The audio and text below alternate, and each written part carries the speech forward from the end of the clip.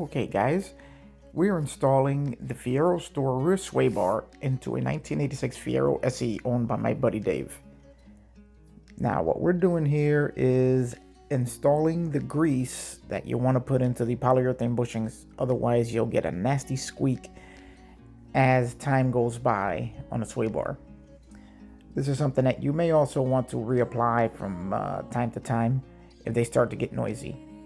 Now, this is a little bit of a messy job, but once you get it all in there, you splooge it all and spread it throughout the entire bushing, you will be a-okay to install the bushings onto the bar. I didn't record everything in this installation procedure because I got so into the installation that I kind of forgot to press the record button and record everything, so I think I got most of it. So we'll just watch along and see how much I got.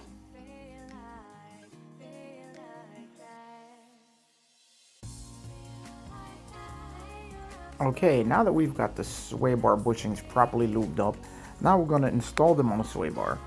Now, when I put them on, I always like to give them a little bit of spin just to make sure that the grease covers the entire bar and we get good coverage, and that way we won't have to worry too much about squeaks as we go along.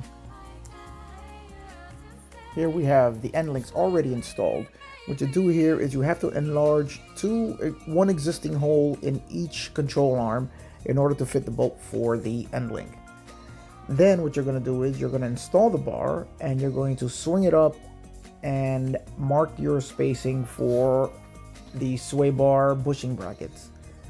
You're going to drill 2 holes into the subframe itself in order to mount the brackets, install the bolts, and you're pretty much done. It's a pretty simple installation. Doesn't take a lot of time, although you may have to tweak a few things as it is a universal fit kit for all Fieros, and there are differences between the cars. So you'll find installation may require just a little bit of tweaking back and forth.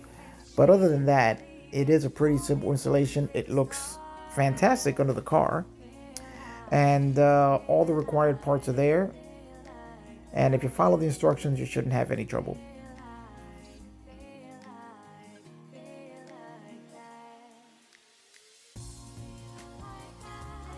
We then went and replaced the brackets that hold the air dam in front of the car, as Dave had his powder coated and wanted to replace them with nicer looking units. His attention to detail is amazing, even for something no one will ever see but him. As you can see,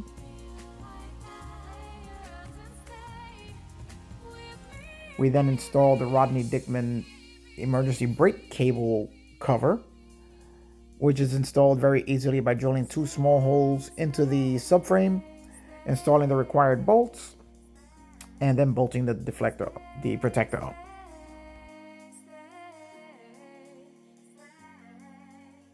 Go ahead.